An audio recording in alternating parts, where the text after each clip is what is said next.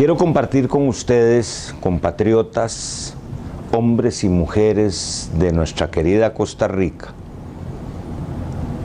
los libros que a lo largo de mi vida he escrito y he publicado. En realidad, escribir un libro y publicarlo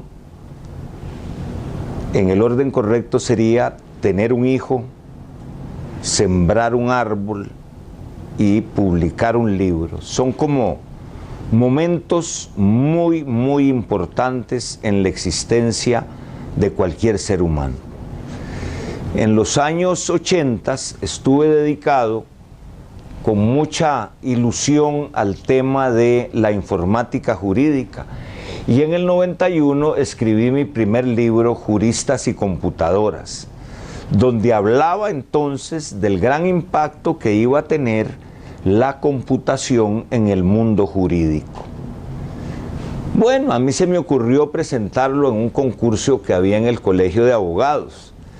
Ahí hablábamos de las bases de datos jurídicas, del algoritmo del delito, de la inteligencia artificial, de los tesauros, de toda la aplicación que tendría la informática en la abogacía, en el derecho, en la judicatura, en el parlamento. Teníamos ejemplos que nos emocionaban, como el Instituto per la Ricerca de Florencia, Italia, donde había un italiano argentino llamado Antonio Martino, que nos explicó en República Dominicana en el año 84 las maravillas que se podían hacer con las computadoras, y eran aquellos enormes aparatos, no la computadora que hoy día tenemos en un teléfono. Bueno, el libro lo presenté al Colegio de Abogados a un concurso y los señores jueces dijeron: juristas y computadoras, eso no es derecho. Realmente me entristeció. Los años pasaron y hace un par de años mis colegas jóvenes me hicieron un homenaje muy sentido en el colegio cuando celebramos los 25 años de Juristas y Computadoras. Un segundo libro, que no está en el mismo orden, es La Nación Condenada ¿Por qué? Ese libro lo hicimos en 8 días.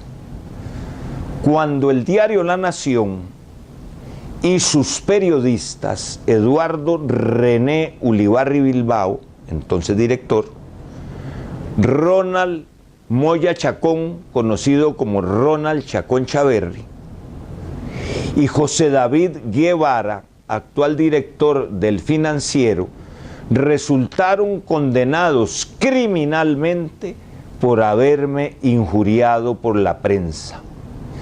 Y la sentencia completa la publiqué en este libro, después de que La Nación la tuvo que publicar en las 10 primeras páginas de ese periódico, sin costo para mí.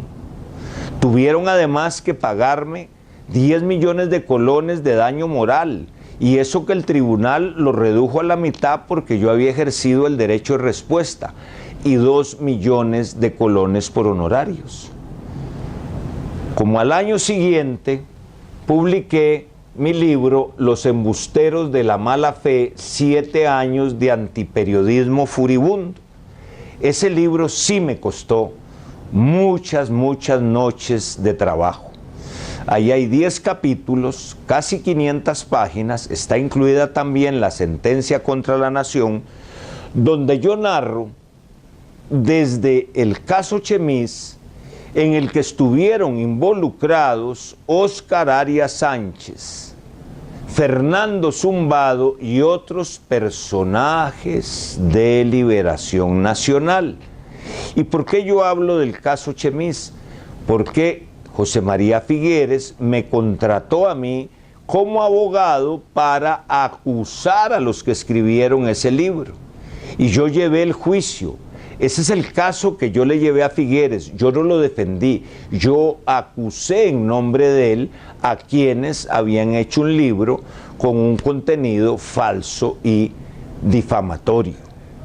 Curiosamente, solo uno de los querellados, resultó condenado y a los pocos días de la sentencia murió totalmente alcoholizado en el bar Las Castañuelas, 100 metros al sur de la Catedral Metropolitana, muy cerca del bufete de los abogados que lo defendían.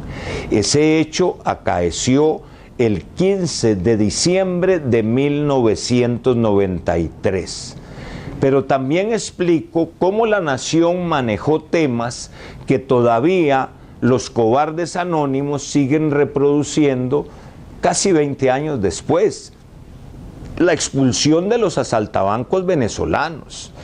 Había que ver lo que escribía una tal Vizcaíno, no me acuerdo ni del nombre. Sí recuerdo que en otro de los casos, esa Vizcaíno, después de que celebró la Fuerza Pública el desfile del 7 de diciembre del 95, el día 8, que se celebraba el Día de la Purísima y en ese tiempo era feriado, llegó a mi casa desde la madrugada con un Zoom de este vuelo, con un fotógrafo en un carrillo blanco, a esperar que yo saliera y tomarme fotos. Y me siguieron desde mi casa hasta la casa presidencial, como loquitos, venían detrás de mi carro. Bueno, qué decir, de la casa presidencial al Ministerio de Seguridad, y cuando salí del ministerio hacia la Avenida Central a inaugurar un servicio que presta la Fuerza Pública en Navidad que se llama el Plan Aguinaldo, la Vizcaíno con un chofer que venían absolutamente trastornados detrás del carro oficial en el que yo me movilizaba, se embutieron en la parte de atrás del carro. Y en un pasquín que quebró en La Nación llamado Al Día, titularon con la foto del choque donde el carro de La Nación se embutió detrás del mío. Castro choca de nuevo con La Nación. O sea, en Llorente siempre ven las cosas al revés. Seguro yo iba con marcha atrás y ellos venían de manera normal y se metieron allí. Eso fue a juicio y fueron condenados los de La Nación por ese choque, por conducir de manera temeraria. Bueno, también está el famoso caso del peaje, que dicen que yo me llevé una de las agujas. Ahí están los videos, ahí está demostrado que eso es falso. Otro caso muy curioso fue el de unos periodistas de La Nación que se querían meter en el aeropuerto por digamos que fue un cuasi accidente aéreo, que afortunadamente no pasó nada, y la policía de vigilancia aérea los hizo sacados, hicieron un alboroto. Y otras cosas que ellos siguieron, como por ejemplo el caso de las armas de Israel. Cómo ellos manejaron ese tema en el que publicaron durante 40 días noticias falsas en mi contra. La mayoría de ellos con papeles incompletos que les dio Laura Chinchilla, que ya Julio Rodríguez le había exigido a José María Figueres que la pusiera de ministra. Bueno, después ella mordió a Figueres. Resulta que también hay un caso muy interesante donde aparece un personaje sinuoso, una tal Segnini, que fue a un concierto de U2 hace unos años y el sheriff de Tampa la encontró borracha y orinada. Así está en este libro del que más adelante les hablo, que es Torturadores Mediáticos. Esta irresponsable publicó la lista de todos los vehículos de la policía antidrogas con marca, color, modelo y número de placa, porque en su perversidad creía que esa cantidad de automóviles eran de mi propiedad y yo en un chorizo se los alquilaba a la policía antidrogas. ¡Qué bárbara! Ahí Ulibarri tuvo que pedir perdón en público por esa yeguada periodística que hicieron. Bueno, ese libro también tiene un capítulo que se llama Coquetería y Politiquería, donde yo demuestro un nexo añejo entre Álvarez de Santi y La Nación. Por eso las cosas no son nuevas. 22 años atrás, yo demuestro aquí cómo Álvarez de Santi, Bernal Aragón, el señor Transparencia Internacional, Mario Carazo Celedón y otros diputados montaron un show para censurarme, pero no pasó nada, porque me censuraron curiosamente, vea qué interesante, para celebrar el 4º aniversario de la muerte del condenado en el caso Chemís, el 15 de diciembre del 95, 2 años después, me condenan. Todo está concatenado. Yo me voy del gobierno hasta el 31 de julio del 97 para poder querellar a la nación, porque ya yo había decidido que mi honor no iba a seguir siendo pisoteado. Pero cuando renuncio aparece otro personaje que se llama Carlos Villalobos y me hacía una mirada vidriosa el día que yo renuncié y me pregunta, yo renuncié en la iglesia de Santa Cruz de Guanacaste, frente al Cristo Negro de Esquipulas. Y el presidente Figueres lloró cuando yo renuncié. Recuerdo el abrazo de alguien a quien yo quise mucho y quién sabe qué pensaría de lo que están haciendo ahora con su hija, que era la Macha Ros, mi amiga, mi querida amiga, que pocos años después falleció. Y Carlos Villalobos, desesperado, me seguía con aquellas grabadoras que habían antes, que era así un tuco de este tamaño, como un ladrillo prácticamente. Me ponía la grabadora en mi cara y me preguntaba, ¿pero por qué se va don Juan Diego? Y yo venía abrazado con uno de mis viejos amigos, el doctor Herman Weinstock, y Herman le dice, ¿qué pregunta, muchacho? Y le dice, ¿que por qué se va don Juan Diego? Ay, muchacho, no yo, porque renunció. Ese es el título de ese capítulo. Bueno, eso fue el 25 de julio del 97. El día 26, La Nación me dedicó 6 páginas seguidas. En aquel tiempo estaba un poquitico más guapo que ahora, más gordito, y yo sudaba en aquella iglesia Santa Cruz. Y La Nación tiene algo que es patético conmigo. Y antes que las fotos eran de rollo, ¿verdad? Entonces salgo todo sudado, con la cara torcida. Y años después, el 1 de junio o el último de mayo, que nosotros nos presentamos como futuros candidatos, ahora con tecnología digital y lentes poderosos, la foto mía es una haciendo así en La Nación. Y la han sacado 3 veces. Pero bueno, La Nación es incurable. Posteriormente, me dediqué a escribir haikus. Y entonces publiqué mi libro Tiempo de Chumicos. Los haikus son poemas inspirados en una métrica japonesa que consiste en 5, 7 y 5 sonidos. Obviamente, en nuestra lengua son 5, 7 y 5 sílabas. Y es un juego muy lindo. En realidad, tiene un origen sagrado en el Japón. Y, ¿qué decirle? En América Latina hay escritores geniales, y entre ellos Mario Benedetti, que tiene un libro de haikus impresionante. ¿Por qué se llama Tiempo de Chumicos? Los chumicos, quizá ya muy pocas personas lo recuerden, son unas semillitas redondas, negras y duras, que los niños que íbamos a la escuela en los años 60, como en el caso mío, en primer grado en Escuela de Dulce Nombre de Cartago, los usábamos en vez de ábacos. Pero como se parecían a las canicas, además de contar en la clase y hacer los ejercicios de los primeros números, en el recreo nos servían para jugar chumicos. Ahí hay muchos recuerdos, y uno de los haikus dice algo que siempre ha estado en mi mente y que refleja cómo es el final de la vida y cómo va a ser el final de la mía. Y dice, yo me marcharé sin ceremonias, como cualquier ombligo. Y a Sara, mi esposa, le dedico un haiku que dice, yo no quiero rezo, no quiero velorio, simplemente dame un beso. Esos son los haikus.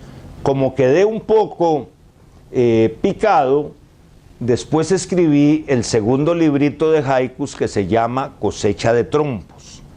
Ahora les voy a contar de él porque cuando cumplí mis 50 años, recopilé muchos trabajos, artículos, pequeños ensayos, columnas de periódicos y publiqué estos 3 libros: Crímenes contra la democracia, Entre columnas y Hechos y derechos.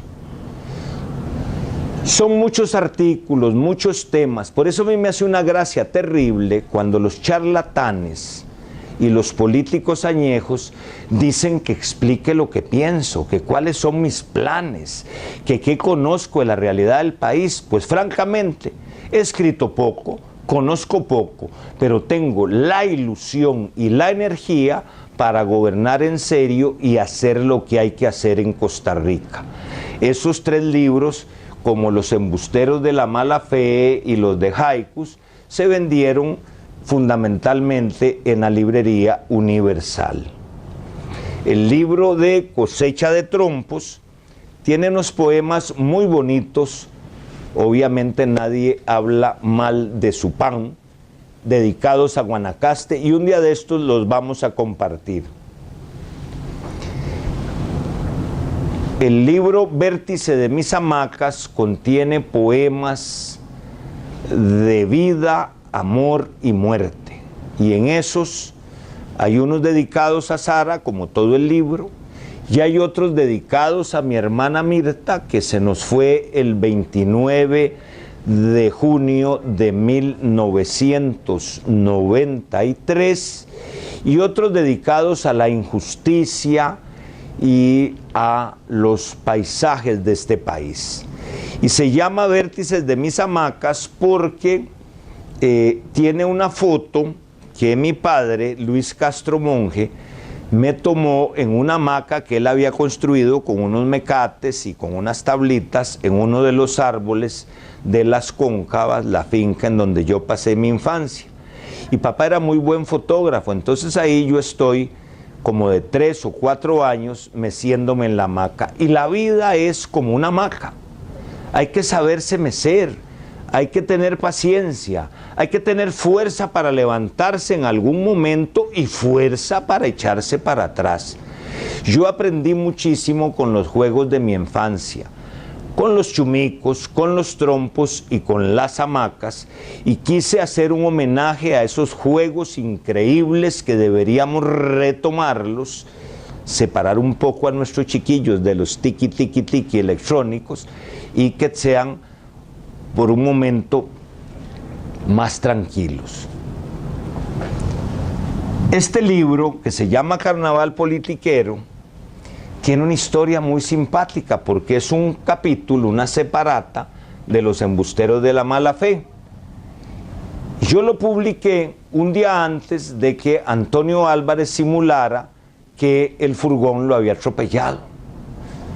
El día que yo lo publiqué, al día siguiente él simuló que un furgón lo había atropellado. En este libro yo narro con lujo de detalles todos los hechos extraños, irregulares, anormales que Antonio Álvarez desplegó en su gestión como presidente de la Asamblea Legislativa de mayo del 95 a abril del 96.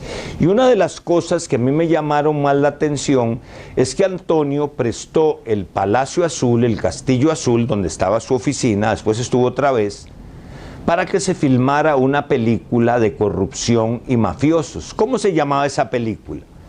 Adivinen, No somos ángeles. Y están todos sus gastos. Y publico un par de detalles que son muy entretenidos. Porque yo tengo que repetir, por los que no lo han oído, y para refrescar la memoria de mis amigos y mis amigas, que ese día, que fue el desfile de la Fuerza Pública, el 7 de diciembre del 95, yo cometí un tremendo error histórico. Y tengo que aceptarlo como lo acepté delante de una periodista que le daba por tenerme pregrabadas las preguntas, doña Vilma Ibarra, y por supuesto jamás me dejaría entrevistar por ella porque ella no juega limpio. Y me pregunta, señor ministro, usted cometió un error con ese desfile. Le digo, sí, claro que cometió un error histórico por una razón muy sencilla, es que ese día Antonio Álvarez celebraba uno de los días más importantes de su existencia. Celebraba el 8º aniversario de haber sido declarado el tico lindo en la revista Perfil del 7 de diciembre de 1987. Una coquetura de error histórico no haber leído yo la revista Perfil, y claro, se puso como un demonio cuando yo le interrumpí el té que estaba tomando en semejante aniversario con Bernal Aragón, con Transparencia Carazo, con Walter Cotto y con don Luis Gerardo Villanueva. Y claro, fraguaron la censura y chupulum. Pero además transcribo la revista Perfil, donde don Antonio dice que a él le encanta comer camarones jumbo con vino rosé. Una maravilla, una exquisitez de gusto. Y también narro el dictamen psiquiátrico forense que hizo el doctor Francisco Sciófalo, donde detalla la personalidad de Antonio Álvarez con una baja tolerancia a la frustración y una frase inolvidable. Él fue formado por los políticos de turno. Eso fue un caso de custodia de la niña, ahora su hija mayor, en un gran conflicto que él tuvo con su primera esposa, doña Livia Mesa. Si alguien quiere ver el documento original, escríbame, yo con mucho gusto se lo envío. Los torturadores mediáticos es un libro que contiene el análisis de uno de los casos más viles de antiperiodismo que hemos visto en el país, patrocinado por Amelia Rueda y Toño Surretoño. Estos personajes de la farándula periodística se atrevieron a afirmar, junto con el Pasquín del Semanario Universidad, órgano oficial del PAC, que yo estaba involucrado en los Panama Papers. Yo no he estado involucrado en los Panama Papers, ni en los Yuca Papers de Toño el Retoño. Yo le envié un derecho de respuesta a la señora Rueda Ahumada y no le dio la gana publicarlo. Entonces yo la investigué y me di cuenta que ella tenía un Range Rover rojo y que tenía 2 apartamentos de lujos en las torres del Paseo Colón y que solo uno aparecía financiado. Y me di cuenta también que el Banco Nacional le pagó decenas de millones para poner un banner en la página web de ella que tenía 6 veces menos visitas que las del Banco Nacional.